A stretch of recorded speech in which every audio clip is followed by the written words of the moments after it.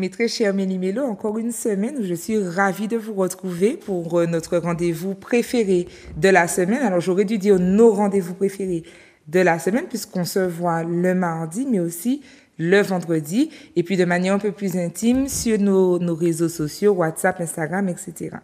Alors, aujourd'hui, je vous retrouve et on va parler d'un thème sympa, un thème important, pas seulement sympathique, mais important pour le cœur, important pour la beauté de la vie, la beauté de l'ambiance du quotidien. On va parler de la musique et pour en parler, alors pas que de la musique et la vie d'artiste.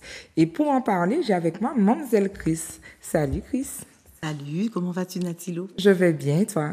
Ça va, je te remercie. Te voici de retour sur les plateaux de Zouk TV. Merci d'être là. Merci de m'avoir invité. Grand bonsoir, grand bonjour, bonsoir, tout dépendra à quel moment ils verront l'émission, à ceux qui nous regardent aujourd'hui. Alors Chris, tu es artiste, une Mad African Music Artist. C'est ça. Voilà, donc c'est pas la première fois que tu es avec nous. On t'avait déjà découvert dans un quad neuf.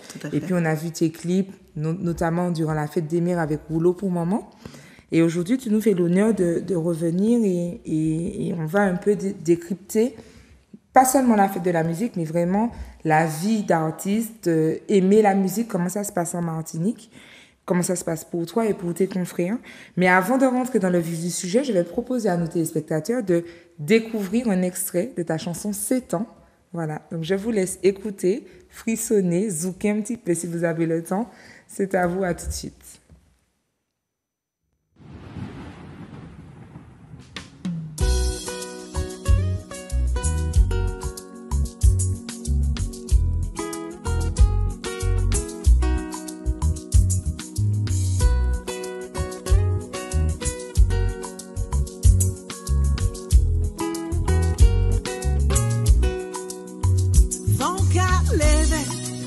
Ciel a bien marré, lumière qu'a volé, la pluie qu'a tombé, vent qu'a levé. Ciel a bien marré, lumière qu'a volé, la pluie qu'a tombé. Fifile, belle gros l'eau, enragé, actuellement il paraît. Fifile, belle gros l'eau, enragé, et tombé qu'à tomber. Fifile, belle robe, enragé, actuellement il paraît. Fifile, belle robe, enragé, et tombé qu'à tomber. Oh, la pluie qu'à tomber, tomber, tomber. C'est temps pour chauffer, chauffer, chauffer.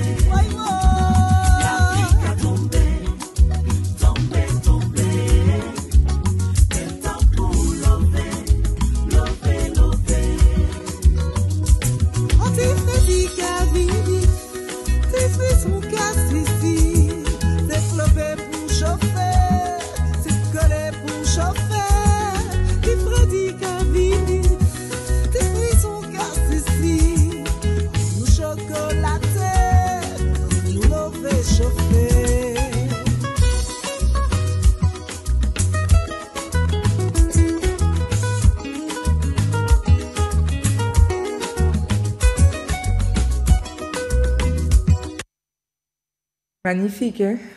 Vraiment, un moment de douceur et en même temps cette force du créole, de la femme martiniquaise, de la femme caribéenne.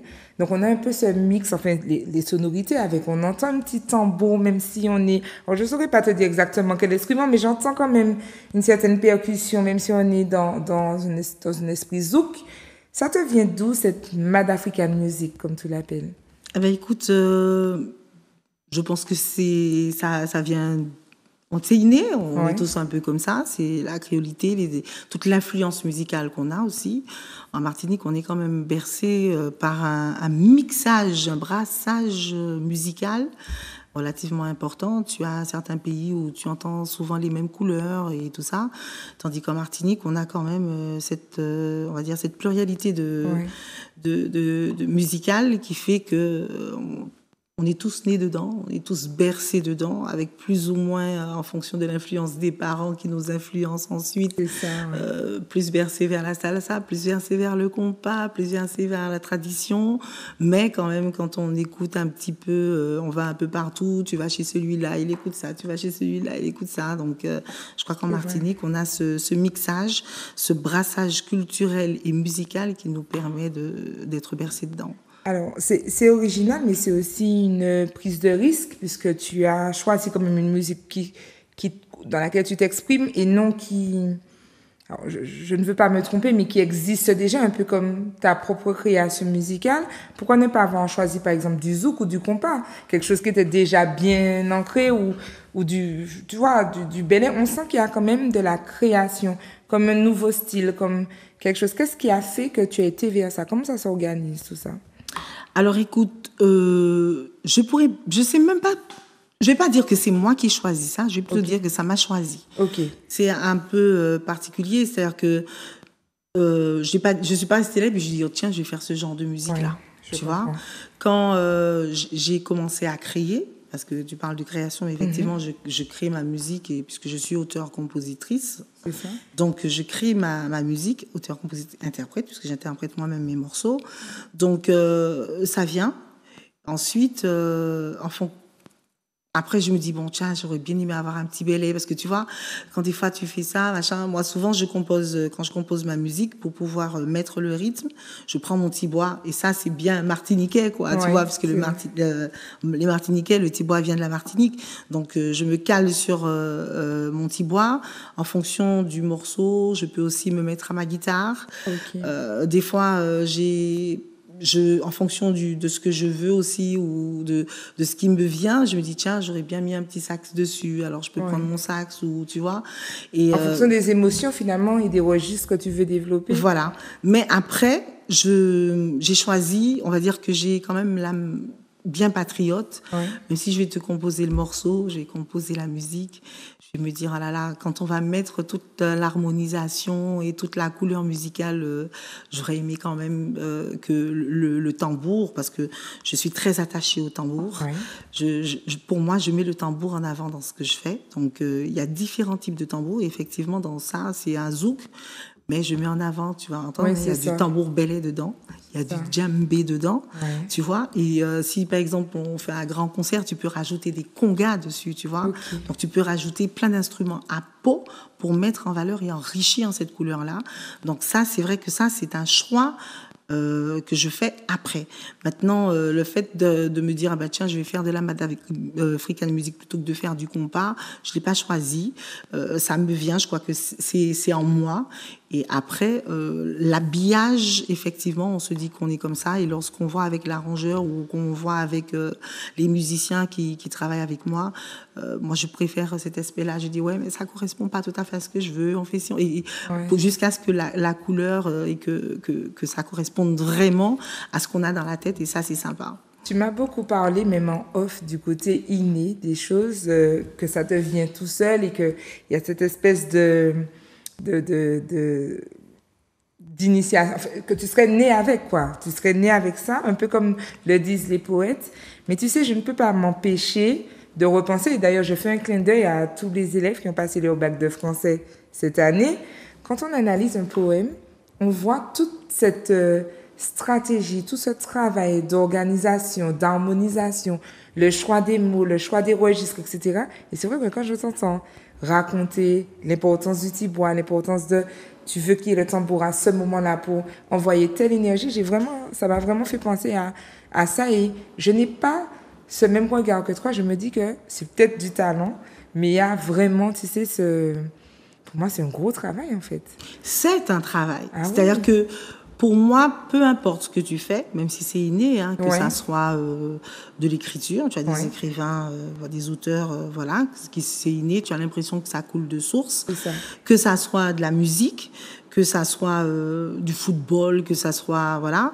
Toi, avec un regard extérieur, tu as l'impression que c'est facile. Voilà, c'est vrai. Tu vois, la personne, c'est inné, des fois, elle ne pourra pas te dire comment elle le fait, mais n'empêche que ça se travaille.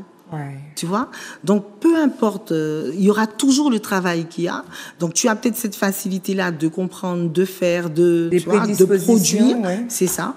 Mais il faut quand même qu'il y ait un travail dessus pour pouvoir canaliser, améliorer, perfectionner. Et cette facilité-là te permet aussi d'avoir d'autres choses que les autres n'ont pas. Ok. Tu vois? Donc, le travail d'écriture, même si c'est inné, c'est pas, je me dis, je prends mon stylo et puis bon, ça m'arrive de Oui, prendre mon ça stylo peut. et puis ça vient. Des fois, je reste là, la musique, elle vient avant et je me dis, oh là là, je vais parler de quoi? Et je dis, tiens, je vais parler de ça. Et puis, voilà. Et ça peut prendre 1 jour, 2 jours. Bon, moi, c'est un peu particulier. Moi, quand je compose un morceau, tant que le morceau, mon cerveau estime que c'est pas fini, le même morceau comme ça, je le radote. Hein. Ça peut durer une semaine, 15 jours. Je me réveille pour ça, je dors dans ça, je mange dans ça, je sens la journée. Et des fois, je peux avoir un espace de 2 mois, 3 mois, 4 mois, 6 mois où je n'ai pas pensé au morceau. Et puis, je vais rester là, je vais le chanter. Puis, paf, il y a un truc qui va venir, tu vois. Et ça va rajouter dans le morceau et lui rajouter quelque chose de plus et lui donner une couleur. Donc, c'est vrai que même si c'est inné ou tu as une prédisposition pour faire quelque chose, mais pour moi, il y a un travail dessus. Enfin, dans mon cas, il y a un travail, et c'est un travail quand même qui acharné, c'est un travail de longue haleine. C'est pas quelque chose, paf, et puis voilà. Et la musique et toi, c'est depuis quand alors? Comment ça a commencé cette belle aventure? C'est une longue histoire d'amour. D'amour, c'est ce que je retiens. Longue histoire, mais d'amour. Ah, la musique, c'est une passion, c'est de l'amour. C'est-à-dire que je connais très peu de personnes qui font de la musique parce qu'ils n'aiment pas ça. Tu vois, tu peux faire de la musique parce que tes parents t'ont mis dedans, mais quand tu le fais avec passion, c'est différent. Et au bout d'un moment, quand tu perdures dans la musique, c'est parce que quelque part tu aimes ça. Et moi, je suis née dedans. Mes parents, même s'ils sont pas musiciens professionnels, ma mère, elle a toujours chanté. D'ailleurs, elle chante encore à la chorale.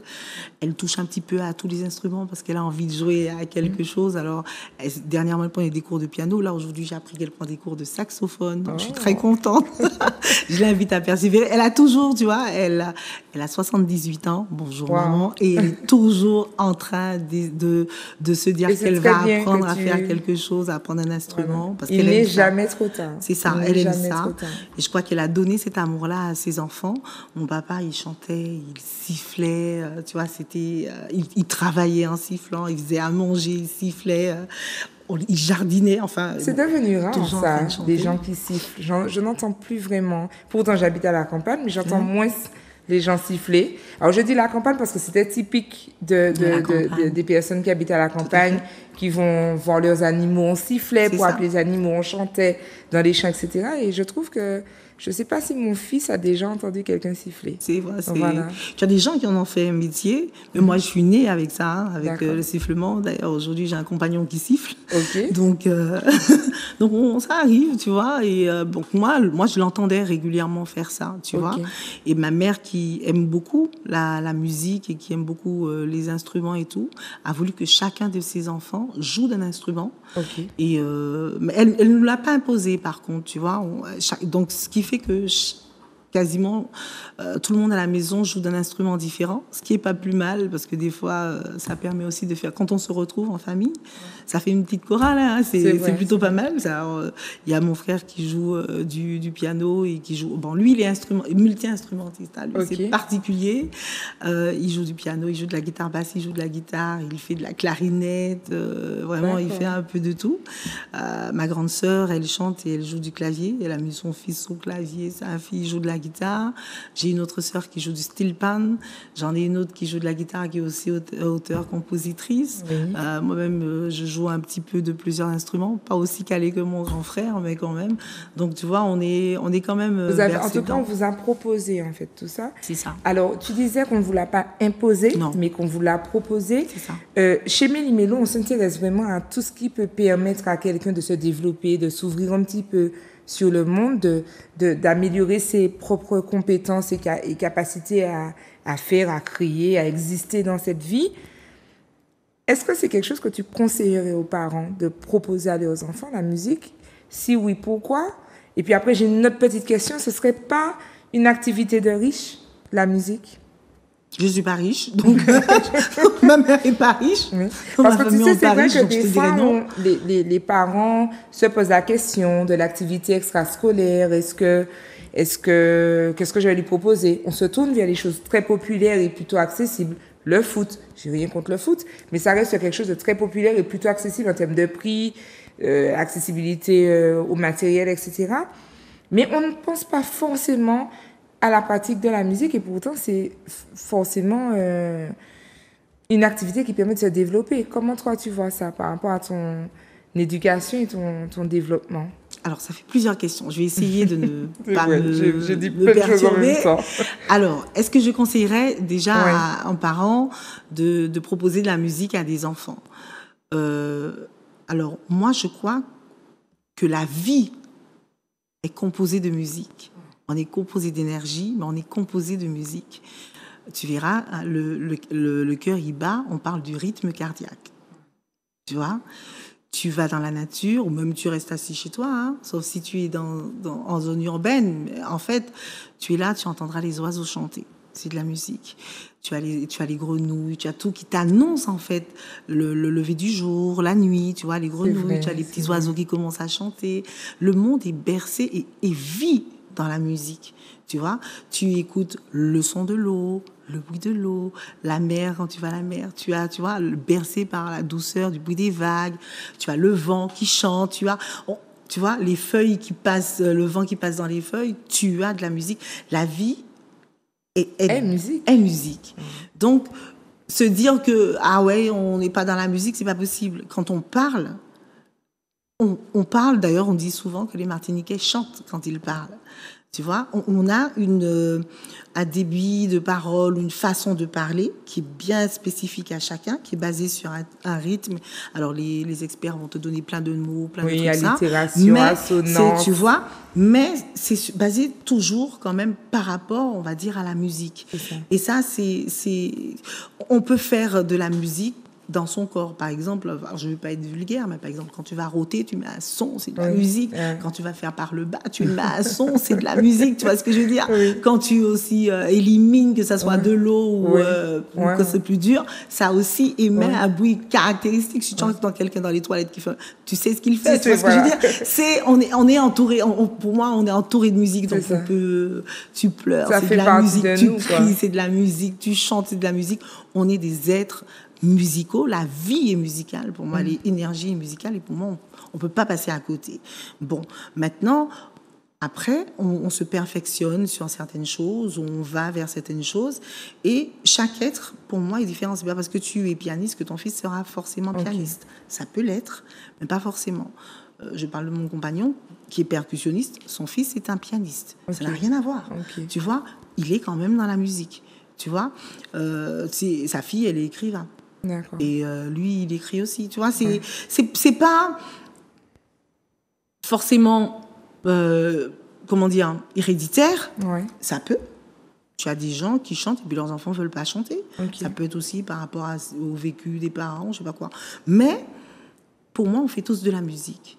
Laisser l'enfant choisir ce qu'il veut, musique, sport, machin, et accompagner l'enfant, ça c'est bien. Maintenant, on peut aussi se rendre compte qu'on a des enfants qui ont des prédispositions. Tu as des enfants, quand ils sont tout petits, ils entendent de la musique, ils ont commencé à danser, celui-là va taper. Après, c'est l'observation de son enfant, le contact et la relation qu'on a avec l'enfant qui fait qu'on va aider l'enfant à choisir telle ou telle chose pour se perfectionner dans ce qu'il veut, ou dans son métier, ou dans une passion. Mais c'est rare quand tu as des enfants qui, quand ils ont 5-6 ans, te disent « je vais être hôtesse de l'air et je serai hôtesse de l'air demain matin ». Tu vois, souvent, ils te disent « je vais être hôtesse de l'air, je vais être pompier, je vais être président, je vais être… » Voilà. Aujourd'hui, les enfants veulent être influenceurs. Bon, la vie a changé, mais tu vois, mais n'empêche que tu as des enfants petits, ils vont taper sur un tambour ou qui vont commencer à chanter en faisant ça, qui vont commencer à danser. Qui vont… Alors, après, à charge pour toi, en tant que parent, d'orienter l'enfant et de l'aider à canaliser son choix, son envie, son désir, sa prédisposition pour pouvoir le perfectionner et en faire un métier ou pas demain matin ou une passion. Voilà, ça c'est la première question. La deuxième, alors mon Dieu, essaye un petit peu de remettre un peu les choses. Si tu veux, ce que moi j'avais vraiment envie de savoir, si toi justement, dans ce vécu de parents qui t'ont proposer la musique, qu'est-ce que toi, donc là c'est Mademoiselle Chris qui regarde derrière elle et qui voit la petite Chris. Qu'est-ce que ça a apporté à la petite Chris dans son développement sans pour autant se projeter vers une carrière de chanteuse, compositrice, interprète? Parce qu'en fait, si tu veux, cette question-là, elle est importante pour ses parents qui ne savent pas forcément quoi choisir comme activité et qui imaginent que la musique, soit il faut avoir effectivement, comme tu le disais, obligatoirement des prédispositions. Qu'est-ce que ça apporte à l'enfant dans sa vie en termes de développement, cette musique? Toi qui l'as vécu avec des parents qui t'ont initié. Alors, la musique, déjà, c'est quelque chose qui demande beaucoup de rigueur. Ok. Mais ça demande aussi beaucoup de souplesse. Ça te demande aussi beaucoup d'écoute de soi. Et donc, moi, je crois que la musique forge un enfant et forge son caractère. Et ça, tu vas avoir ça dans toutes les disciplines qui te demandent une certaine rigueur. Et pendant que je te dis ça, je pense au fait que tu parlais de est-ce que c'était un truc de riche ou pas. Ouais. On peut faire de la musique avec tout. Tu as des gens qui, quand aujourd'hui, ont des tambours et qu'ils ont commencé avec des casseroles. Tu vois, ils tapent sur des chaises, ils tapent sur des casseroles, ils sont, tu vois, bien. Et sur Internet, je crois qu'il y a un groupe, je crois que c'est en Afrique, enfin, dans les autres, qui ont commencé comme ça avec des instruments voilà. Et qui ont pris des trucs recyclés. Et aujourd'hui, ils se produisent avec ça. Et donc, c'est pas forcément quelque chose de riche. Il faut être riche pour le faire. Le football, des jeux, on apprend ça à l'école et tout ça. Et si tu veux vraiment te perfectionner, tu as vu le prix d'un maillot, tu as vu le prix des crampons. Tu vois ce que je veux dire? Oui, donc, c'est vrai que quand tu veux te perfectionner dans ce que tu as choisi, il faudra mettre les moyens. Il faudra investir, valable, en fait, voilà, sur c'est ton valable projet. pour tout. Et tu as même des parents, par exemple, j'ai vu aussi sur les réseaux, il y a un monsieur, son fils, c'était le karting. Le monsieur, il a arrêté de travailler. Toutes ses économies, ils sont passés pour le fait d'emmener son enfant à Dubaï, de faire ci, de faire ça, parce qu'il s'est consacré à ça, tu vois. Donc lui, tout son argent passe dans ça, et quand il va bosser, l'argent, il le prend pour son gamin. Tu as des parents qui, eux, suivent leurs enfants, qui vont le faire du piano, de la harpe, de la clarinette, du violoncelle, tu vois. Il y en a, c'est le football, il y en a, c'est, tu vois, la natation synchronisée. C'est-à-dire qu'après, quand tu veux te perfectionner vraiment dans quelque chose, forcément tu dépenseras. Payer un prof, payer ci, faire ça, tu vois, ça coûte. Donc, quelle que soit la chose, tu peux la débuter sans argent. Et effectivement, après, ça te demandera forcément un investissement. Ça sera le choix. Donc, c'est aux parents de le faire. Donc, ça, c'était pour répondre à la question. Voilà. Maintenant, le fait que ça apporte quelque chose à l'enfant, ça apprend à l'enfant à se construire. De la même manière que quand tu as des enfants qui sont très, on va dire, qui bougent beaucoup. Voilà, en ce moment, on parle beaucoup des troubles du comportement et de l'attention, TDAH, par exemple. De l'hyperactivité. Voilà, de l'hyperactivité. Alors que des fois, ce sont des enfants qui ont besoin de s'exprimer. Simplement. Pour ne pas être... Alors je le glisse comme ça, on en parlera dans un autre sujet. Mais attention aux enfants sages comme une image. Hein. Attention à ça. C'est vrai.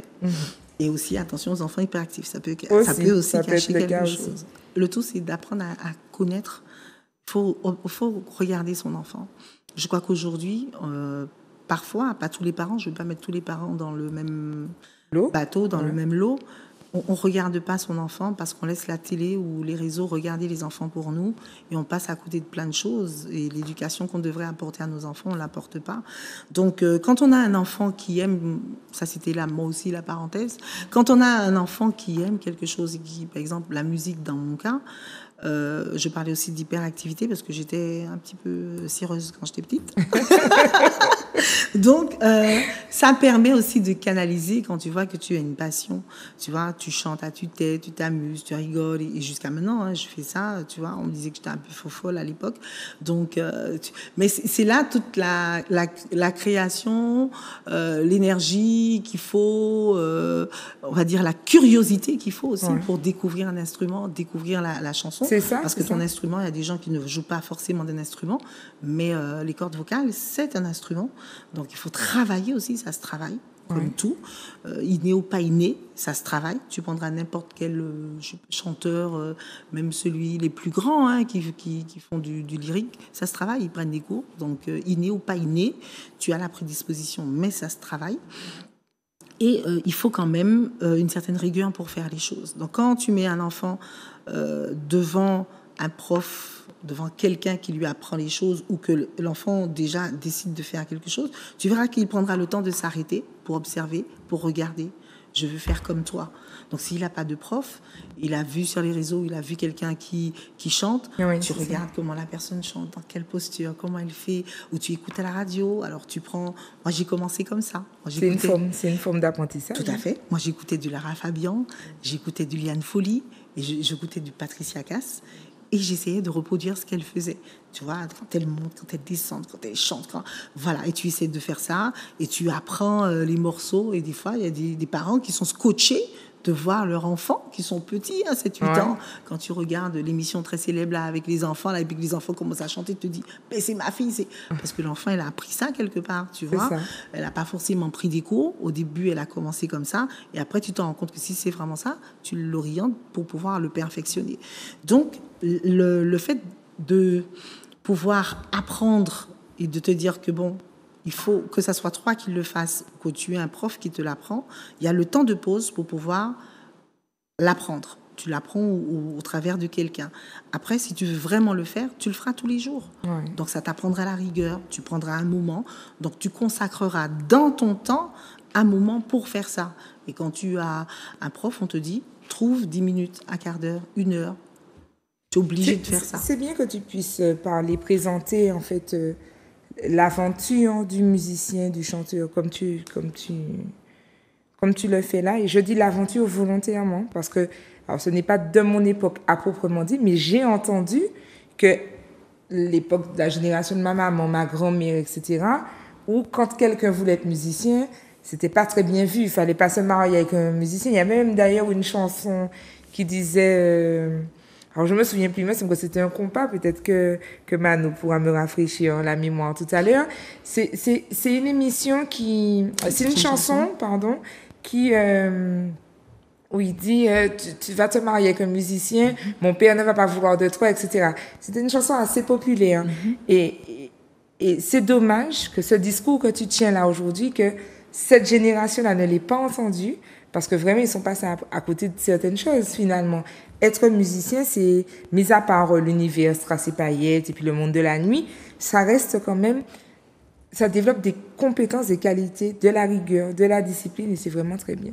Oui, c'est riche en matière d'apprentissage. Alors après, même si avant, la génération d'avant, peut-être 2 générations avant, les parents disaient aux enfants, il ne faut pas choisir cette carrière-là, et pas forcément musicien, hein.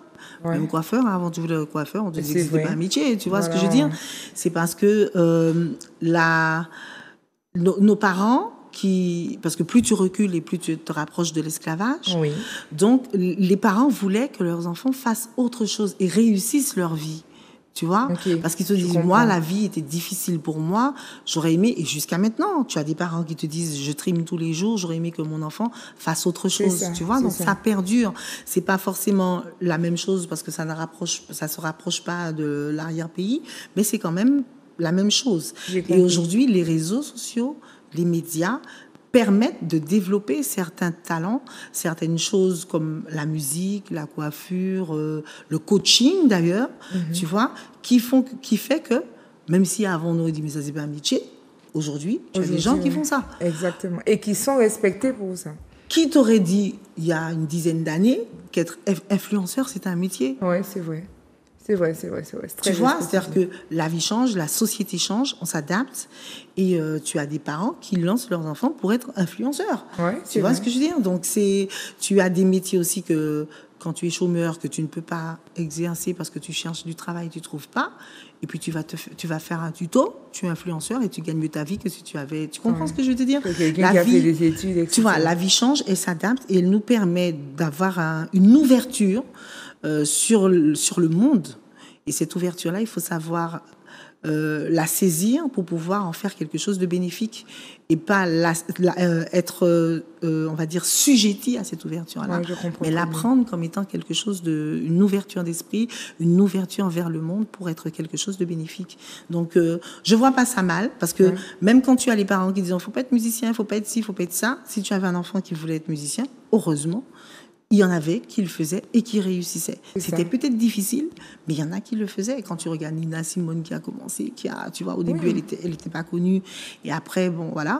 Mais je vais te dire que pareil. Et puis même Kassav, qui aujourd'hui se retrouve à l'Élysée pour la fête de la musique. Enfin, tu as énormément d'artistes aussi de cette génération-là qui ont Quand ils ont commencé, pour parler de Kassav, tu avais des gens dans Kassav, certains chanteurs, que même en Martinique, on n'aimait pas. On disait, cette personne-là, c'est pas chanter, cette personne-là, c'est pas faire ci, c'est pas faire ça. Et après, à partir du moment où on a la salmanie de faire ça, c'est quand quelque chose est reconnu par le public qu'à ce moment-là, on y adhère. On n'adhère pas pour aider dès le départ, pour aider la personne à aller. C'est ça. On attend que la personne ait réussi pour pouvoir médiatiser la chose. Et aujourd'hui, Kassav a montré le chemin à plein de personnes, pas forcément aux Martiniquais, mais au monde entier. Quand tu vois que c'est le groupe français qui a fait le premier stade de France, le groupe, pas forcément chanteur, parce que Johnny l'a dit, mais le groupe français, c'est pas un autre groupe, c'est Kassav qui l'a fait. Ils ont chacun une carrière personnelle, en plus de la carrière groupale, donc c'est bien. C'est un groupe qui est connu dans le monde entier. Le monde entier chante du créole, et ils sont pas dit, bon, on va prendre du français, parce qu'on connaît pas le créole, tu vois ce que je veux dire? Parce que souvent, on dénigre aussi ce qu'on a. Donc, mais ils portent fier et haut l'étendard de la Martinique, de la Guadeloupe, avec tout ce que ça représente des Antillais. Et moi, je trouve que c'est magnifique. Donc, avant, tu as des gens, même si les parents disaient qu'il fallait pas, mais qui ont quand même persévéré parce qu'ils voulaient. Donc, ils ont réussi.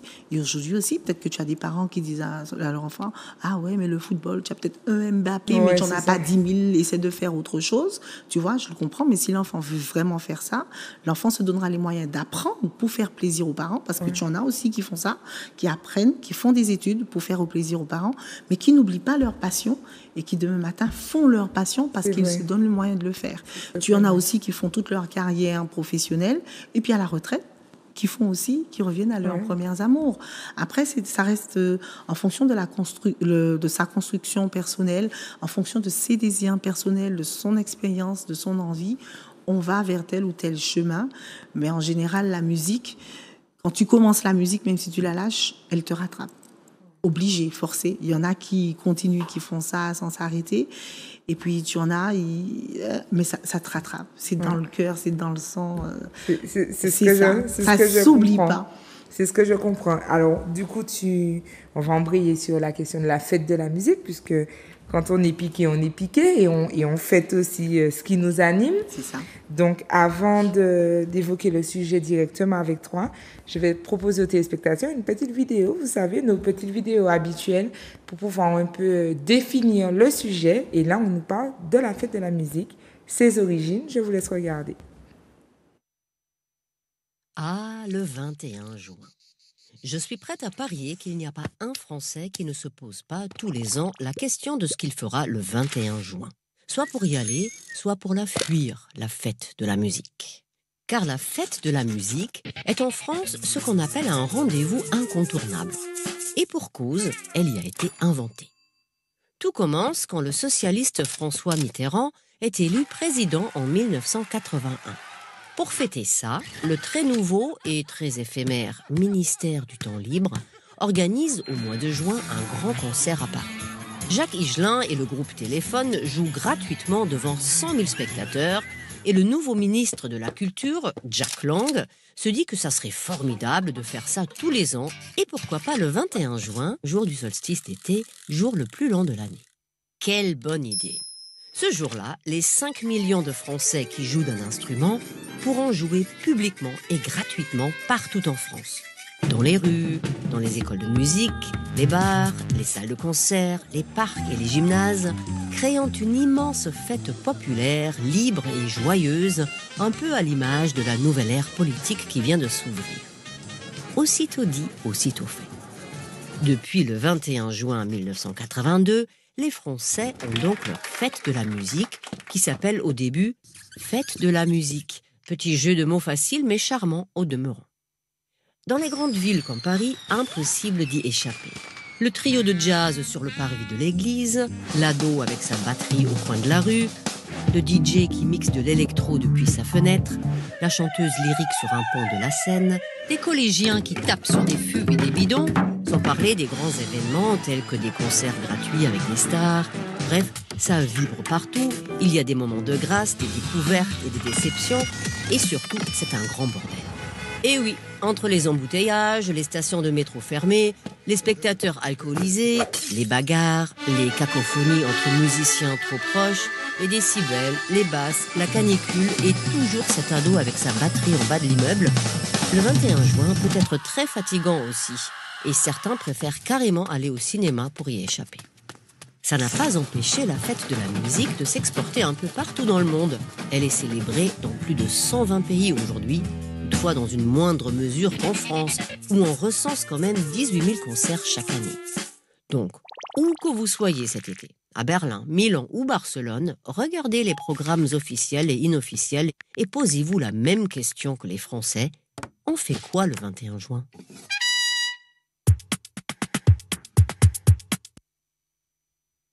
Alors, mademoiselle Chris, tu as fait quoi le 21 juin? Qu'est-ce que tu as fait le 21 juin? Eh bien, le 21 juin, j'ai chanté. Ah, très bien, très bien. C'est ça, j'ai fêté la musique et j'ai fait de la musique. Et j'ai eu pour moi l'immense honneur de participer au village musical de la ville de Schellcher. Okay. Et on était sur le podium numéro 7. Et on a passé... Podium numéro 7. C'est-à-dire qu'il y avait le village était constitué de 7 emplacements. Moi, j'appelle ça des podiums. On avait 7 podiums, il y en avait plusieurs. Et moi, j'étais sur un podium de live. Okay. Et on était le dernier... on finissait, on va dire, la boucle en voulant partir de la commune, en sortant de la commune. Donc, on était là. On a passé un très, très bon moment musical. On a écouté ceux qui étaient là avant nous, bien sûr.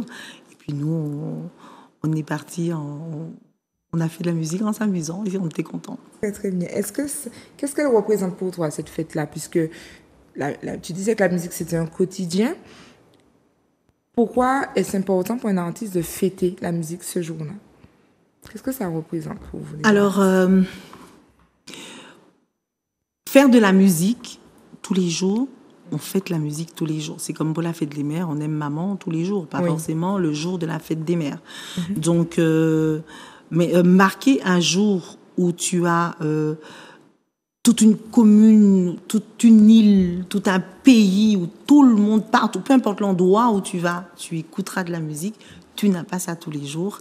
Et ça permet, pour moi, ce jour-là, c'est un jour de joie, de gaieté. C'est un jour où quand tu es content, tu fais de la musique. Quand tu n'es pas bien, tu fais de la musique. Parce que c'est pas seulement quand on est content qu'on fait de la musique, mais c'est quelque chose qui permet d'être collégial et d'unir un même peuple. Et d'unir même plusieurs personnes qui ne sont pas aussi du même peuple. Donc, à partir du moment que tu as tout un ensemble de personnes au même endroit, ça, c'est sympa. Avec les réseaux, ça permet de le faire dans toute la communauté du réseau. Ça peut être, si tu as ton compte Facebook, je sais pas moi, tout ton compte te suit ce jour-là. Ça, si tu es sur YouTube, tout le monde est dessus, tu vois, et les gens peuvent faire des lives et peuvent faire tu imagines ça comme tu veux.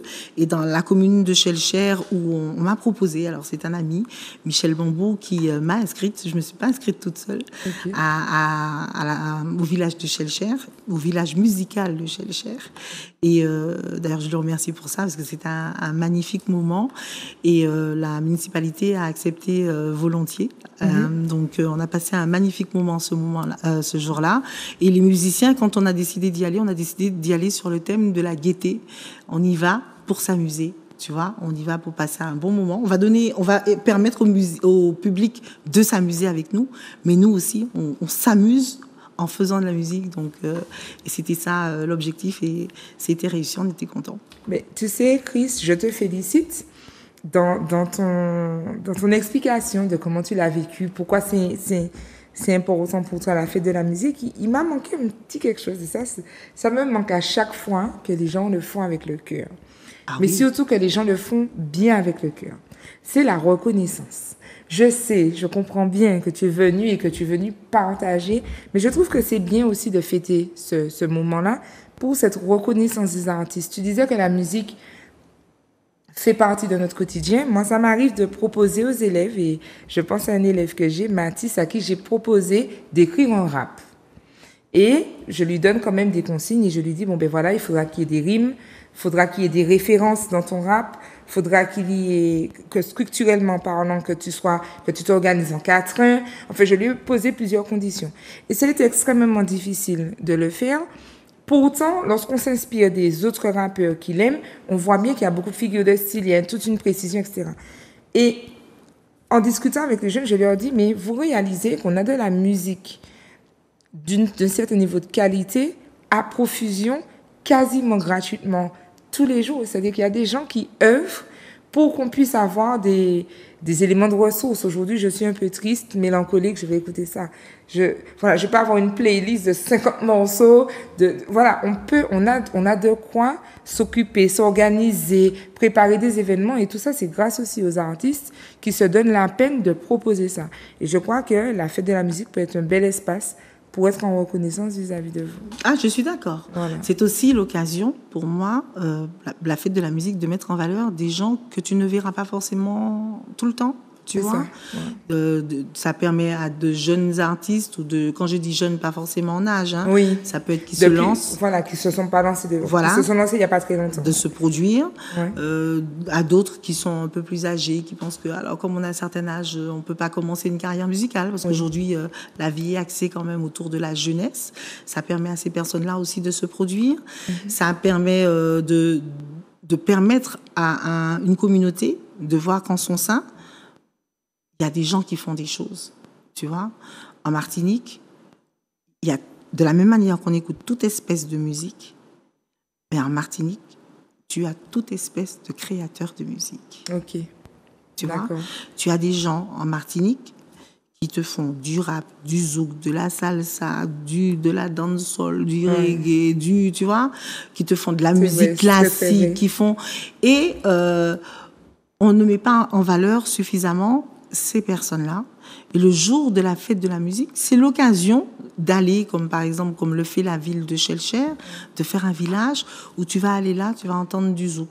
Tu vas aller là, tu vas entendre du lyrique. Tu vas aller là, tu vas avoir un DJ. Tu vas aller là. Donc, sur un même espace, dans une même journée, tu peux te permettre d'écouter ou de découvrir des choses que tu n'écouterais pas forcément chez toi, ou que tu ne verrais pas, et pareil pour les musiciens, de faire connaître des choses que les gens ne viendraient pas, que ce public-là ne viendrait pas.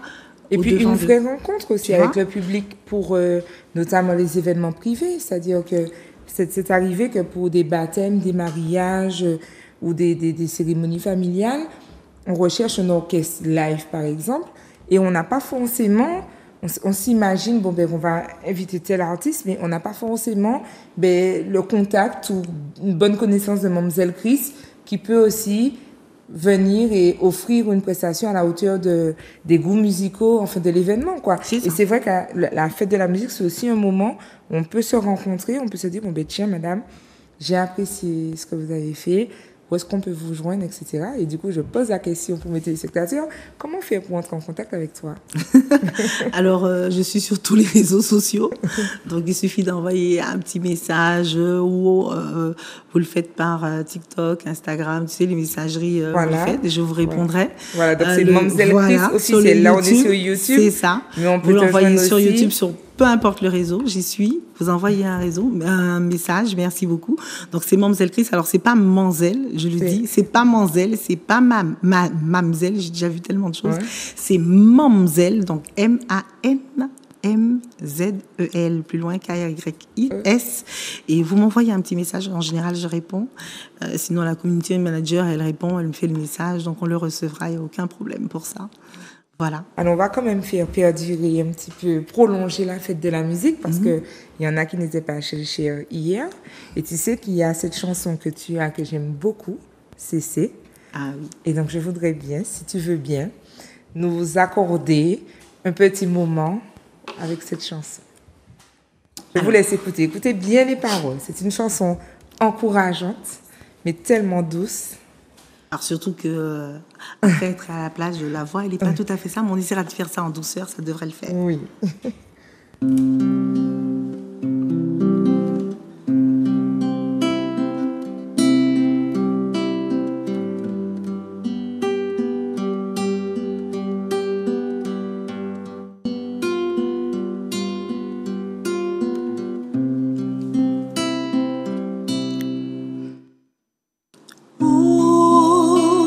C'est où t'es là avant moi, Tchambé. Oh, c'est nous-mêmes chers, nous-mêmes sans Tchambé. Oh, c'est la vie séparée nous, ou l'autre pas, moi ici. Prends ça qui finit, un jour tournez de nous, que péri trouvez-nous, si c'est. Oh, bien l'idée qu'a fini, si c'est. Oh, qu'a découragé, si c'est.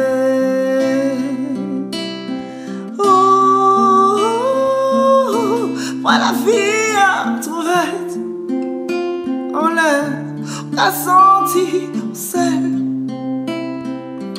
ou qu'a senti au faible. La vie a trop lourde et les poupées potées, c'est oh, c'est gardez ça, j'ai fait dans la vie. Oh, c'est chérie, bon bagaille, dit la vie. Oh, c'est même si tu cherches à blesser,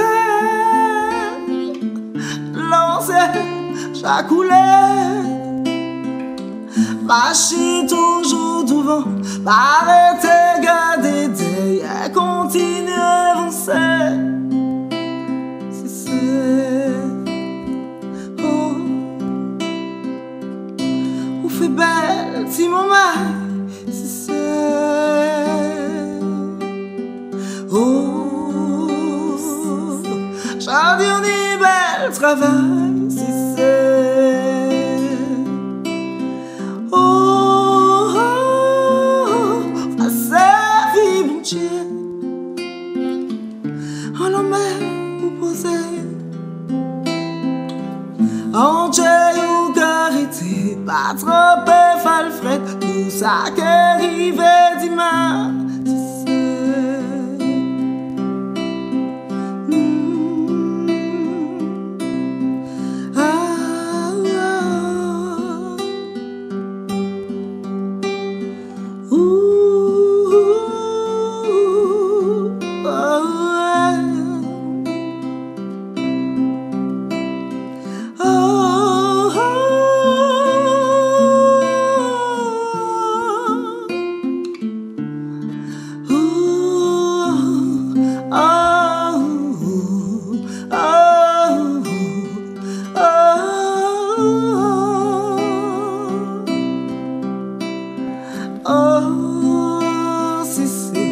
J'aimerais bobo l'air dans la peine. Oh, c'est j'aimerais qu'à ça y ait l'air pas bien. Oh, c'est même si tu cherches à blesser, l'ancien j'ai coulé. Marcher toujours devant, pas arrêter, garder et continuer à avancer. Oh, la foi qui fait jamais cesser. Oh, l'espoir qui fait avancer.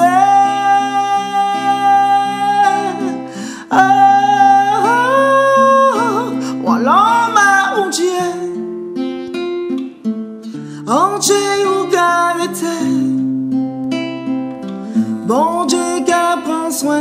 Pas trop peu fait le fret, tout ça que rive dimanche, c'est ça. Oh, c'est ça, la mesure fait silence. Près du garde confiance. Roulant ma bon Dieu.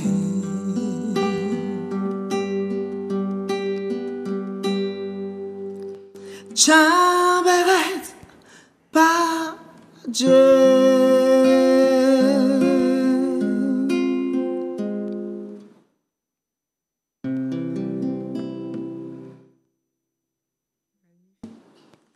Magnifique. L'une de mes chansons préférées, n'est-ce pas? C'est gentil. Oui, vraiment, vraiment. Alors, c'est une chanson qui, elle est un peu particulière pour moi parce que à chaque fois que je la chante, tu vois, ça me met dans un état bien particulier parce qu'elle était composée dans un état particulier. Mais je tiens surtout à dire aux gens que c'est une chanson d'encouragement. C'est pas une chanson triste, même si l'air est un peu, on va dire, triste. C'est une chanson qui permet de se remettre un peu vers soi et pour te permettre ensuite d'aller de l'avant. C'est surtout ça qu'il faut retenir. C'est à des moments, tout le monde, même les gens les plus heureux souvent, quoi, que les gens sont heureux parce qu'ils rigolent, ils te font rire, ils font des blagues, même des gens connus. C'est ça. Et faut se méfier parce que souvent ce sont des gens très tristes qui vivent des choses pas forcément évidentes. Et la chanson ou la passion qu'on a permet aussi d'être un exutoire et d'aller au-delà de ça. Et tu as des gens qui, des fois, ne se connaissent pas forcément ou qui n'ont pas cet exutoire-là qui permet de se dépasser et qui pensent qu'autour d'eux, il n'y a pas de solution, il n'y a rien. Alors, tu as des gens qui ont des décisions malheureuses, tu vois, quelles qu'elles soient. Tu as aussi des gens qui arrivent à une situation malheureuse. Mais de se dire que la chose la plus importante dans la vie, c'est l'espoir. Ouais. Si tu n'as pas d'espoir, effectivement, tu n'as plus rien. C'est une chanson à partager parce que, comme tu le disais, la souffrance, mais pas tant la souffrance, le désespoir ne se voit pas forcément. C'est ça. Et c'est vrai que moi, ta chanson m'émeut parce qu'il y a tellement de personnes que j'accompagne qui pourraient se retrouver concernées par cette chanson. Alors, je sais quelle est l'histoire de cette chanson, tu m'en as parlé, mais je veux dire d'autres personnes qui ne connaissent pas l'histoire, qui n'ont pas vécu précisément la même chose, peuvent se retrouver, peuvent avoir besoin d'entendre une CC, une sœur, une consoeur qui lui dit « ne lâche pas ». Et c'est pourquoi je trouve que cette chanson-là est vraiment magnifique et importante à partager, un peu comme le petit mot que l'on partage à ceux qu'on aime et même à ceux qu'on ne connaît pas, de leur dire ne lâche pas, paladji. Voilà, c'est ça. C'est vrai que c'est une chanson que j'aime beaucoup et j'ai envie qu'elle soit connue parce qu'elle est très très belle. Merci. Parlons un petit peu métier. Donc, tu sais, moi je t'ai connue un petit peu avant Mademoiselle Chris. C'est vrai. Voilà. Et tu n'as pas du tout un métier artistique. Non. Alors, quand on fait un bilan de compétences, on fait un petit peu d'investigation, on cherche un petit peu à comprendre les profils des personnes qu'on a face à nous, on évalue, alors c'est un outil qui est proposé, un bilan de compétences, qui permet de voir les intérêts professionnels. Et on a des personnes qui sont plutôt sociales, plutôt conventionnelles, entrepreneurs, etc. Et puis il y a aussi le volet artistique. Et chez toi, c'est quand même assez marqué. Pourtant, tu as choisi un métier du sanitaire et social. Qu'est-ce qui fait? Comment tu l'expliques? Quel est le cheminement dans la vie d'une artiste pour que soit on se dit ben non, ce sera du semi-pro ou de l'amateur pur? Comment ça se passe en Martinique vraiment, la vie d'artiste pro? Comment tu le vis? Alors, la vie d'artiste pro, je ne pourrais pas vraiment t'en parler parce que je ne suis pas une artiste professionnelle. Ok. D'accord? Donc, on va laisser un artiste professionnel dire comment il vit ça, ses difficultés, ses joies, ses challenges. En tant qu'artiste semi-professionnel, ça, je pourrais t'en parler. C'est ça. Parce que c'est mon... Alors, il faut jongler entre sa vie professionnelle et sa vie d'artiste. Voilà. Donc, par rapport au bilan de compétences, ça m'a fait sourire quand tu as dit ça. Je ne sais pas si dans tes bilans de compétences, ou si pour tous les bilans de compétences sont les mêmes, mais je crois que souvent, quand on fait ce genre de choses, même si on te demande quelles sont tes passions, quelles sont, tu vois, je pense que ce genre de choses néglige ou ne tient pas forcément compte des passions ou des talents des gens. Tu vois? Je vois ce que tu veux dire. Un être humain, c'est relativement complexe.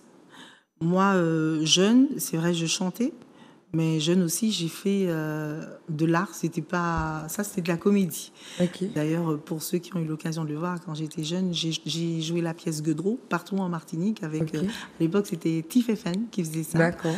Donc ça aussi, j'étais sur les planches. Donc tu vois, ça c'était déjà là aussi. Donc et comme je t'ai dit, hein, j'étais très insupportable quand j'étais jeune. Voilà, on disait active et curieuse. C'est ça. On me traitait un petit peu de petite faux folle. Tu vois, je chantais, de crier. Voilà. Et ça, c'est la personnalité de la personne. Tout à fait. Oui. Et ça tient pas forcément. Ça se voit pas forcément dans un bilan de compétences. Alors si, c'est-à-dire qu'on le voit puisqu'on explore après chaque conseiller bilan à ça, voilà. Mais c'est vrai que on travaille sur la personnalité, sur le tempérament et sur les intérêts, les attirances pour tel ou tel domaine. Mais c'est vrai qu'il y a et c'est pourquoi ma question porte sur le travail. On a un peu, si tu veux, cette obligation d'amener la personne que l'on accompagne à un projet, je mets des guillemets, réaliste. Réaliste et puis qui ne soit pas porteur de précarité. Donc il y a, si tu veux, cette espèce de rêve avec toutes les qualités et les compétences que la personne peut avoir, qu'elles soient de type professionnel ou artistique, enfin personnel. Mais on a toujours, tu sais, ce besoin par rapport aux structures qui sont proposées, et c'est vrai que justement par rapport à ces contraintes-là et ces limites-là, j'aimerais savoir comment la personne qui veut vivre son métier d'artiste, et je dis bien métier d'artiste, comment elle peut s'en sortir en Martinique? Mais c'est ça. C'est-à-dire que quand je dis ça ne tient pas compte, je n'ai pas dit que tu n'en parles pas. Ok. C'est le fait tu vas plutôt inciter quelqu'un à faire quelque chose, comme tu dis, de réaliste. Oui, voilà. Donc ça revient à quand les parents disaient ne fais pas ça. Tu vois, c'est exactement ce que je te dis. Bien. Ça me fait pas plaisir. mais après. Mais c'est bien qu'on en parle. Non, mais c'est bien de réaliser qu'en quelque part, on a tendance à juger des comportements passés, alors que finalement on le fait encore de manière peut-être plus édulcorée ou déguisée, mais on le fait. Et c'est bien que tu le soulignes parce que ça permet aussi pour les professionnels comme moi de rentrer dans de l'auto-analyse, dans l'analyse de mes pratiques, etc. C'est vraiment ça le but et c'est très bien que tu me fasses ça. Voilà. Donc ensuite, j'ai toujours je suis quelqu'un de très social, très sociable, je communique facilement. Oui. Je suis aussi quelqu'un de très timide et très réservé. Très bien caché. C'est ça, oui. C'est-à-dire que quand je connais quelqu'un, ça se voit pas. Ouais. Mais on va aller quelque part où je te connais pas, tu sais même pas si je suis là ou si j'existe. Tu vois, en général, on ne me voit pas, je passe inaperçue. Et dans la vie de tous les jours, je ne ressemble pas à ça, donc on ne me voit pas forcément, tu vois. Donc, t'inquiète pas. Mais à partir quand tu es là et que tu connais quelqu'un, tu discutes, tu t'amuses, alors à ce moment-là, tu es ouvert parce qu'on va dire que tu es en confiance. Oui, c'est ça. Bien. Donc, tu as cette part de moi qui est là. Et avant de faire le métier que je faisais aujourd'hui, je suis passée quand même à plusieurs métiers. J'aime beaucoup les enfants. Donc, j'étais assistante maternelle. J'ai donné aussi des cours d'anglais aux enfants. Parce que j'aime mon métier de prédilection, je voulais être interprète polyglotte. Donc, j'aimais beaucoup les langues. Donc, j'ai eu l'occasion de donner des cours d'anglais à des enfants. Donc, ça, j'ai fait ça dans ma jeunesse. Et puis, les raisons ont fait que je n'ai pas pu faire cette chose, malheureusement. C'est un petit regret, mais bon, ça va. Ça va. Okay. Et puis ensuite... un petit regret, mais ça va. Ça va. Ensuite, on va dire que, à défaut d'eux, je savais pas vraiment vers quoi me tourner. J'étais vraiment indécise. Donc, j'ai exercé la profession de ma mère, qui était secrétaire. Okay. Donc, j'ai fait du secrétariat auprès d'un architecte, tu vois, on a un secrétaire médical, tu te cherches, tu regardes. Voilà. Ensuite, j'ai pris un diplôme de comptabilité de gestion pour ça. Ensuite, je me suis dit, je vais pas toujours faire ça. Et puis, j'ai une sœur qui est polyhandicapée. et qui présente une déficience mentale et une déficience auditive. Ok. Et ma mère a toujours voulu qu'elle soit pas handicapée. Oui, je fais attention à ce que je dis, hein, handicapée dans un monde normal, dit normal. Donc, elle n'a jamais voulu la mettre dans une classe spécialisée. Donc, elle l'a toujours fait de façon à être à côté, pour pouvoir, même si elle était dans une classe normale, mais lui donner tous les moyens qu'il fallait pour pouvoir être insérée dans un monde dit normal. Parce que c'est vraiment compliqué aujourd'hui en tant qu'handicapé de pouvoir travailler, d'être sociabilisé, tu vois. De plus en plus, on en parle. Mais à l'époque, il y a une quarantaine, cinquantaine d'années, c'était pas comme ça. Donc, et sur ce coup-là, moi, je tire un grand chapeau à ma mère, hein, parce que vraiment, elle a été auprès de ses enfants pour pouvoir chacun aider autant qu'elle pouvait par rapport à la spécificité de chacun de ses enfants. Et ça, on peut pas lui reprocher, on peut pas le lui enlever, malgré les difficultés qu'elle a eues dans sa vie, ça n'a pas été vraiment évident, et nous, on le sait. Mais elle a quand même été là auprès de ses enfants. Et pour ça, je lui dis merci. Et je pense que tous ses enfants, on est fiers de ça quand même, par rapport à ça. Et aujourd'hui, ma petite sœur, elle travaille, elle parle. Tu vas même pas faire attention, te dire qu'elle est sourde, en fait, qu'elle est déficiente auditive. Elle lit sur les lèvres. En fait, elle parle, elle lit sur les lèvres, elle pratique la langue des signes, elle travaille, et elle a aussi une passion annexe qui est la couture, tu vois. Elle a des enfants, elle a une vie de famille, elle a sa maison, elle est autonome, elle conduit. Donc vraiment, ma mère lui donnait tout ce qu'il fallait pour qu'elle soit handicapée, mais vivant dans un monde normal, sans avoir à être... J'ai compris. Pas pariatisée, en tout cas, mise à l'écart parce qu'elle est handicapée. Parce qu'à l'époque, c'était le cas. Donc, bon, ça, c'était la parenthèse, voilà. Mais pour t'expliquer que mon premier métier... après mon deuxième métier, après de secrétaire, donc toujours dans cette optique-là, j'ai voulu être éducatrice spécialisée. Ce que j'ai fait, j'ai pris le diplôme, et aussi pareil, j'ai appris le langage des signes, tu vois, pour pouvoir faire ça. J'ai exercé ce métier-là pendant quelques années, et puis les choses ont fait que, au départ, je chantais et tout ça, tu vois, mais comme après tu te cherches et tout ça, donc j'ai arrêté de chanter pour pouvoir vraiment me chercher, on va dire, et me consacrer à la musique, à mon travail, savoir exactement ce que je vais faire. Et puis, le fait qu'aujourd'hui, je sois infirmière, on va dire que ça n'a pas été une volonté ou un choix, ça a été, c'est même pas un coup de poker, on va dire c'est un hasard. J'ai fermé mes yeux, j'ai pris un stylo, c'est tout bête, tu vois. Donc ça, même dans ton bilan de compétences, t'aurais pas trouvé ça, quoi, tu vois. Je vois très bien ce que tu veux dire. Donc c'est vraiment un hasard. Je me suis dit bon, je vais changer de voie, je vais faire ça. Tu vois, c'est comme les gens qui sont globetrotters. Tu prends une fléchette, tu dis bon, je vais là. Moi, c'était pareil. En fait, tu es une passionnée. Et les personnes passionnées ont besoin d'être en vérité. Ce sont des personnes qui ont besoin d'être stimulées qui donnent du sens. D'ailleurs, quand tu racontes ton parcours, tu dis, c'est telle situation qui m'a amené à ça. C'est telle situation qui m'a amené à ça. Et à aucun moment, tu ne me parles d'argent. À aucun moment, tu me parles de notoriété. À aucun moment, tu me parles de projet longue durée. Tu me dis, c'est ce que j'ai vécu là aujourd'hui qui m'amène, tiens, ça me dit, etc., etc. Et donc, tu vas encore évoluer sans que tu auras du souffle. Tu ne seras jamais dans un schéma fixe parce que tu es une passionnée. Et souvent, les passionnés, alors, on parle des passionnés qui agissent en conscience. On ne parle pas de je suis tellement passionnée que j'oublie tout et que je fonce même dans un mur. C'est pas de ça que je parle, mais tu verras que... C'est ça, j'ai une vie évolutive. Voilà, je suis d'accord avec toi. Parce qu'on ne l'a pas dit aux téléspectateurs, mais tu es aussi animatrice de radio. C'est ça. Donc, tu vois, tu es multipotentielle. Enfin, tu saisis toutes les opportunités qui c'est ça. Font. Enfin, peut-être pas toutes. Je les choisis quand même. Parce que j'ai une vie quand même bien remplie. Oui, tu m'étonnes. Donc, et après, alors j'ai des gens qui me disent, mais comment tu vas faire pour faire tout ça de choses et tout ça? Alors, souvent, je réponds, je prends le temps. Tu vois? C'est drôle, hein? Je prends le temps. Parce que quand tu regardes la vie aujourd'hui, 24 heures, ça passe tellement vite. La vie passe tellement vite.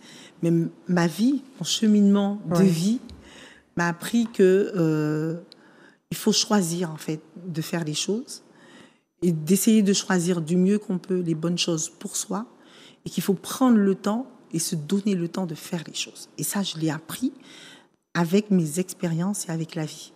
Et ça, personne, même si on te le dit, si tu ne l'as pas vécu, Tu peux pas l'apprendre. Est-ce que c'est ce cheminement de vie qui fait que c'est aujourd'hui que tu te lances un peu plus formellement en tant que chanteuse?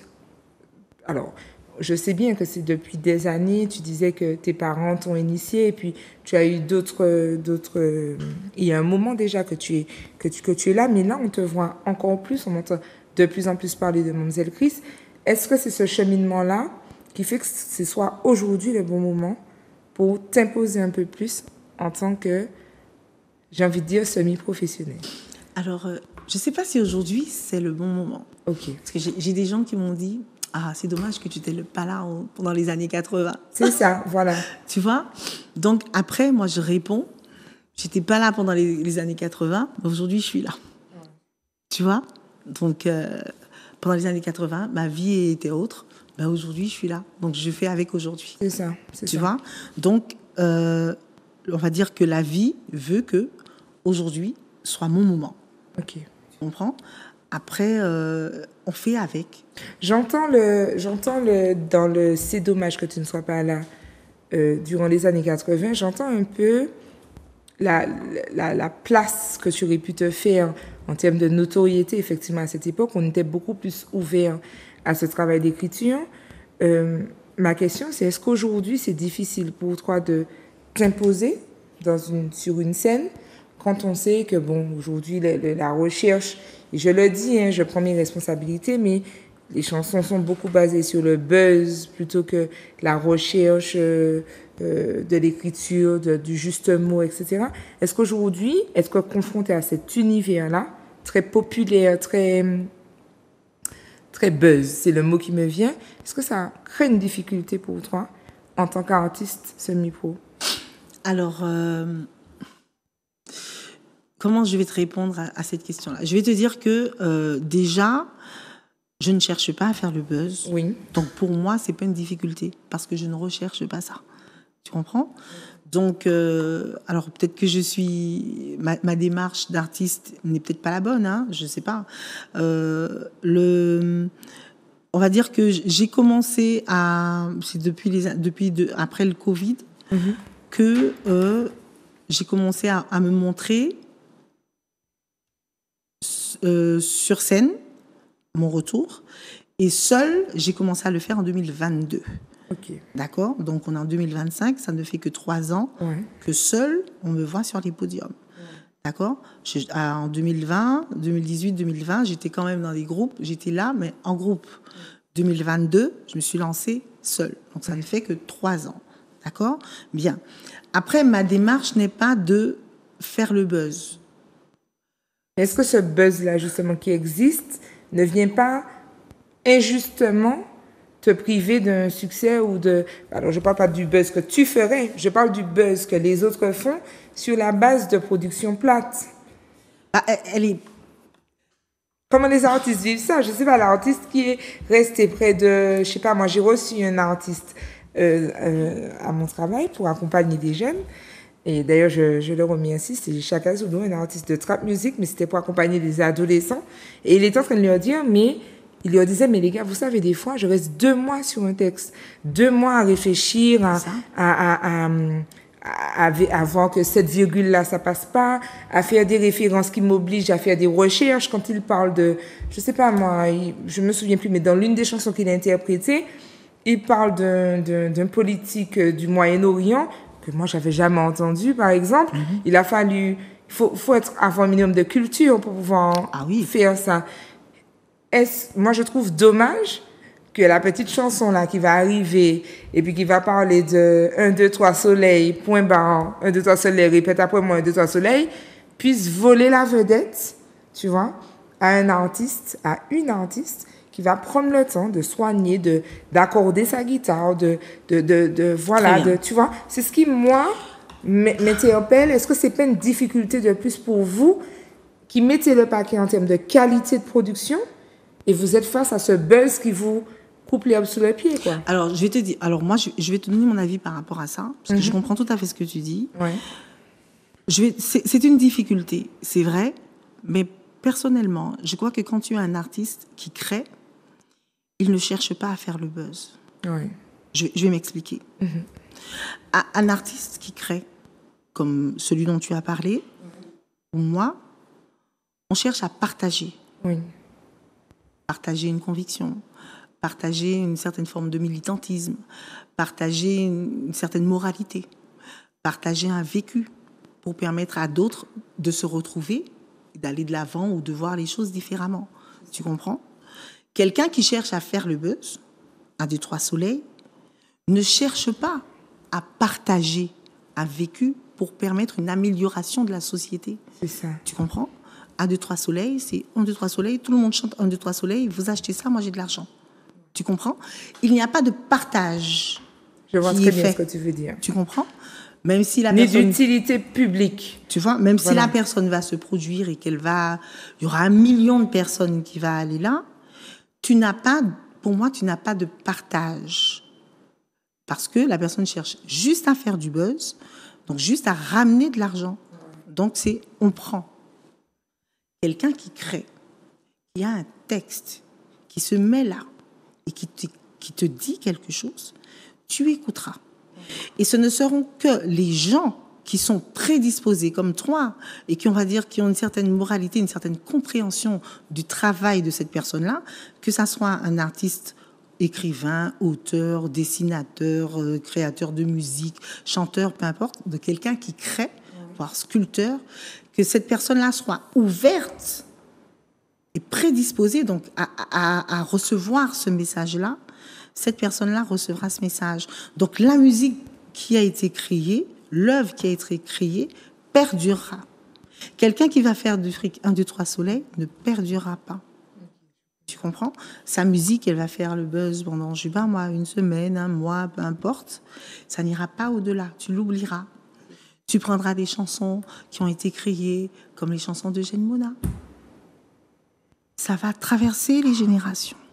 Si bien que même les chansons de buzz, pour buzzer, ont besoin de faire un petit sample d'Eugène Mona et de ceci. Tu comprends ce que je veux dire? Je vois très bien. Voilà. Je vois très bien ce que tu veux dire. Aujourd'hui, je vais dire que la plus grande difficulté, elle est présente, voire même à venir. Et cet avenir-là est déjà là. Pour les artistes comme je suis, professionnels ou pas, mais je parle d'artistes créateurs de musique. Oui. Donc je ne parle pas de personnes qui veulent faire le buzz. La plus grande difficulté, c'est l'intelligence artificielle. Okay. Je m'explique. Je voyais venir dessus. Non, parce que c'est vrai. Ne perds pas ton fil, mais je veux revenir à 7 ans. Je trouve que, quand on en a parlé, moi, au début, j'ai pris du temps à voir que c'était un zouk. Je me suis dit, mais tiens, ça, c'est un morceau de love, mais je n'ai pas tout de suite identifié le zouk. Pourquoi je n'ai pas identifié le zouk? C'est parce que ce n'est pas le zouk habituel. C'est ça, en fait. C'est-à-dire que je n'étais... Et d'ailleurs, je pense que certaines générations de 15, 20 ans de moins que moi ne reconnaissent pas Kassav comme du zouk. Parce qu'ils sont habitués au zouk de Nestlé, le zouk un peu... j'oublie comment mon père disait ça à l'époque. Il disait... je sais pas, il disait ordinateur. Enfin, je sais plus comment il disait, mais il disait que c'était le zouk ordinateur, quoi. Comme on n'est pas sensibilisé à l'oreille, le petit bois, le tambour à ce moment-là, tel instrument, etc., qu'on ne reconnaît plus, tu vois, les rythmes, etc. Et donc, je vois très bien ce que tu veux dire.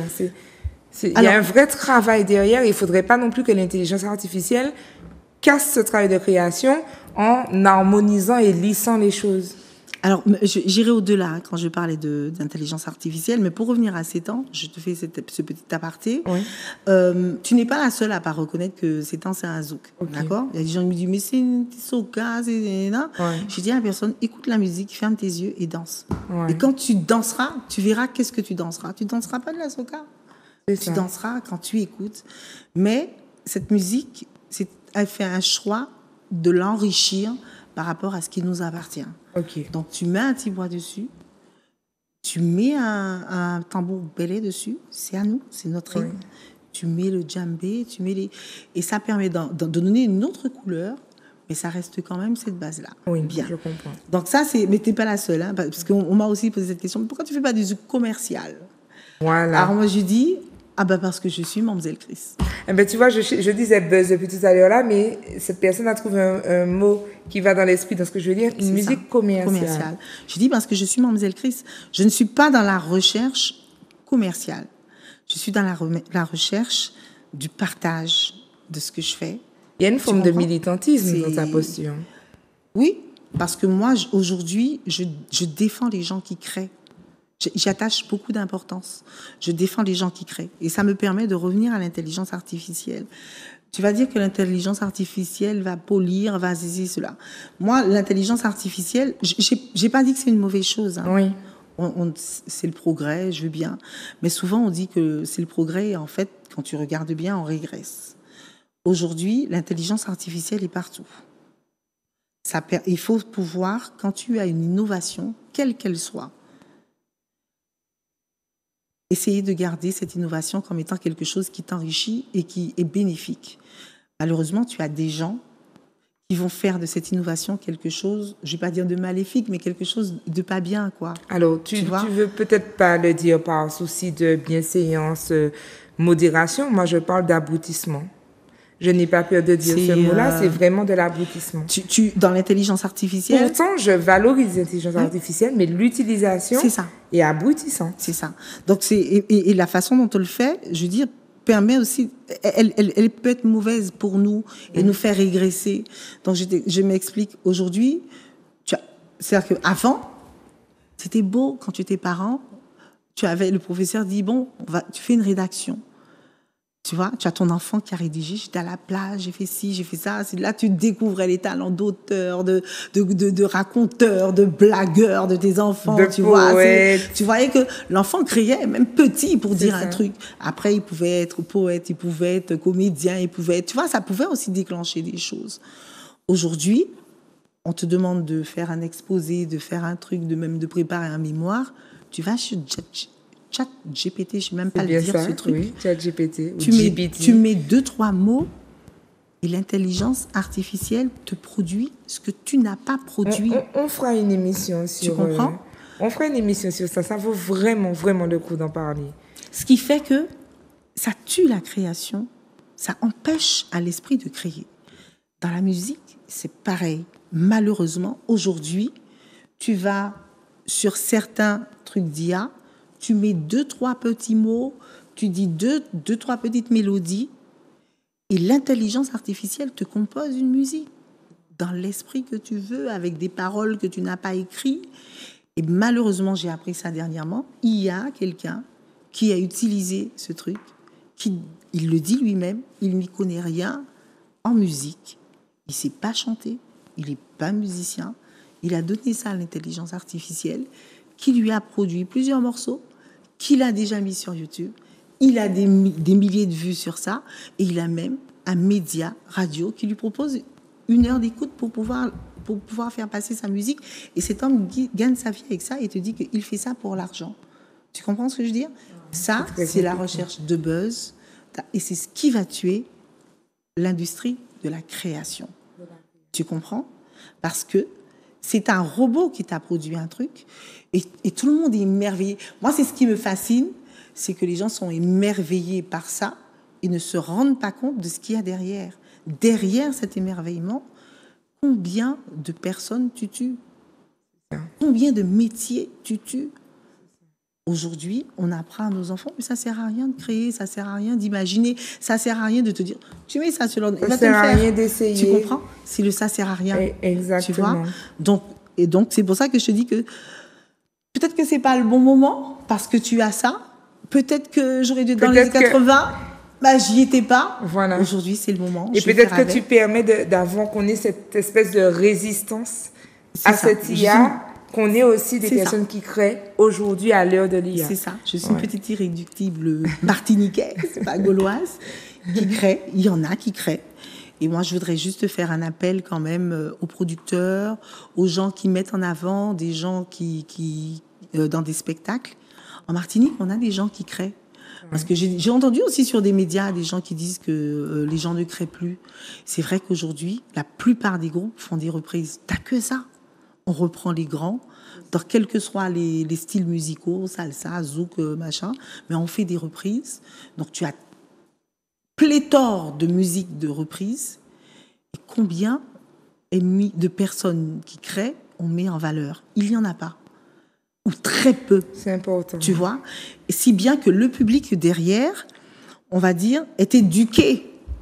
C'est ça, c'est ce que je te disais. L'oreille musicale, pour faire une petite analogie, j'avais vu une émission où on montrait que les enfants ne connaissent pas les vrais goûts. C'est-à-dire que le goût du sirop de fraise, ça n'a rien à voir avec le goût d'une fraise qu'on aurait réduit en sirop. C'est ça. Et ben c'est pareil pour l'oreille. On a perdu une sorte d'oreille musicale, de reconnaissance. C'est un peu comme pour les siffleurs. Tu disais qu'on ne siffle plus, mais du coup, on ne sait plus trop les aigus, les graves, les bas, les ceci, etc. Et c'est important qu'il y ait des personnes comme toi qui continuent à proposer. C'est ça. C'est pourquoi je dis que je suis une irréductible martiniquaise dans la création. Et je dis que ce travail-là, on conditionne le public d'aujourd'hui et le public à venir, parce que tu as des enfants qui naissent dans ce truc-là, à reprendre. Donc à faire que des reprises au lieu de créer. Et je trouve ça dommage. Et la fête de la musique, c'est l'occasion de découvrir des créations. Tu as certains producteurs qui prennent le risque, parce qu'aujourd'hui, on m'a déjà posé cette question-là, j'ai dit que c'est vrai que c'est un risque. On me dit, mais pourquoi tu ne fais pas de la reprise? Voilà. On m'a même dit, mais fais de la reprise, fais du commercial, que les gens te connaissent. Et puis ensuite, quand tu auras ta notoriété, tu pourras proposer ta musique. Ça aussi, il y en a qui le font. Et puis, j'ai fait le choix de dire, ah ben non, je ne suis pas dans la recherche commerciale, je ne suis pas dans la recherche de buzz, je ne suis pas dans la recherche de m'as-tu vu, je suis dans la recherche de partage et dans la recherche de dire que ça existe des gens comme moi qui créent même du zouk différemment, qui créent des mazurkas différemment, qui mettent en valeur aussi le patrimoine martiniquais. C'est aussi un choix. Parce que j'aurais pu faire je sais pas moi, du compas, je sais pas quoi. Je dirais pas que demain je créerai pas un morceau de compas. J'ai bien fait une salsa, tu vois. Mais après, au départ, c'était pas une salsa. C'est-à-dire qu'après, quand on le met avec les musiciens, on regarde un petit peu avec l'univers. C'est-à-dire que voilà. C'est ça. La recherche va dans les percussions latines. C'est pas une vraie salsa. C'est dans les percussions latines, mais avec quand même l'influence de la musique traditionnelle. Donc, je tiens quand même à ce partage de la musique traditionnelle et de montrer que, à travers la musique traditionnelle, on peut évoluer et faire des choses, créer, évoluer. C'est pour ça que j'en ai aussi quelques-unes des reprises, je dis pas non, mais que je transforme à ma façon, qui n'est pas repris comme l'original. Par exemple, pour la fête de la musique, autour de mes créations, j'ai proposé aussi une reprise, Ida, qui est un ballet traditionnel, mais qu'on a mis en ballet jazz, tu vois. Et mais jazz caraïbéen, tu comprends. On a fait d'autres. J'ai une chanteuse que j'aime beaucoup qui s'appelle Natacha Saint-Pierre, qui a fait une chanson Rien que mon âme, qui a été présentée à l'Eurovision. J'ai pris sa chanson, on l'a mis en zouk, elle est traduite en créole, et puis on y va. Il y a quand même ce travail de création. C'est ça. C'est-à-dire que c'est pas une reprise pour une reprise. Tu as quand même le travail qui est fait derrière pour pouvoir mettre en valeur l'afro, Madine. Voilà, Madine African Music. C'est ça, African Music. Ça reste quand même dans ce genre-là. Exactement. Voilà. Mademoiselle Chris Léophile. Oui. Donc on arrive en fin d'émission. Je vais proposer aux téléspectateurs le bon plan, puisqu'à chaque fin d'émission, on a le bon plan. C'est vrai que vous vous demandez peut-être où sont passées les questions des abonnés, mais c'est vrai que pour cette émission particulière, celle d'aujourd'hui, en lien avec la fête de la musique, c'était surtout une émission portrait. Alors bien sûr, on aborde comme d'habitude, puisque c'est la patte de Méli-Mélo que d'aborder comment on se positionne par rapport aux choses, réfléchir un petit peu, faire évoluer les consciences. Mais c'était surtout une émission portrait avec Mademoiselle Chris. Je vous rappelle tout de même, comme d'habitude, il faut vous abonner, à la page Instagram melimelo.fwi. Je vais faire une grosse mise à jour pendant les vacances. Vous aurez tous les liens, vous aurez tout ce qu'il faut pour pouvoir vous mettre à jour. Et puis, bien sûr, depuis quelques temps, vous le savez, on a la page WhatsApp, donc la page WhatsApp. Vous envoyez un petit message au 08 53 54 et je vous envoie le lien d'invitation pour la chaîne WhatsApp Méli-Mélo. Voilà. Donc là, j'embraye tout de suite avec les bons plans. Donc, qui dit fête de la musique dit aussi musicothérapie, puisqu'on le sait, à travers la musique, on peut se soigner. Donc, j'ai 2 bons plans pour vous. Le premier, c'est je vous propose de revoir l'émission. Alors, il me semble que c'était le 18 juin avec Annick Zabulon, qui est aussi musicothérapeute, sonothérapeute, le terme exact, sonothérapeute énergéticienne, et qui propose des chants de guérison. Et je vous ai déjà dit ça. Vous m'avez déjà entendu en parler dans une autre émission. J'ai testé et c'est magique. Donc, n'hésitez pas, revoyez cette émission. Pile poil un mois, on est après le 21, là c'était le 18 juin. Vibration et énergie avec Annick Zabulon. Donc, n'hésitez pas, vous allez sur la page YouTube de Méli-Mélo et vous allez trouver Méli-Mélo Zouk TV, vous allez trouver toutes les émissions. Vous allez jusqu'au 18 juin, vous allez trouver l'émission avec Annick Zabulon qu'on embrasse tendrement. Et puis le deuxième bon plan que je vous propose, c'était aussi le bon plan de l'émission du 18 juin. C'est une application qui s'appelle Melodia. Alors c'est jamais aussi bon ni aussi vibrant que de t'écouter tout à l'heure avec la guitare ou même d'écouter Annick chanter, mais c'est sympa. Donc c'est une application qui propose des espèces de programmes de musique, de son, soit pour la détente, pour la relaxation, quand on a une maladie, je sais pas, l'endométriose, enfin, des petites choses comme ça. C'est une application qui est 100% gratuite. Il y a une petite vidéo, peut-être qu'on peut la voir. Alors, oui, donc ça, c'est l'icône, c'est le logo. Voilà, c'est ça. Donc, on peut choisir son soin, pourquoi on écoute de la musique. Donc, il y a un certain nombre de musiques qui sont gratuites, d'autres qui sont payantes. On choisit son ambiance, si on veut avec de la pluie, le bruit des oiseaux, etc.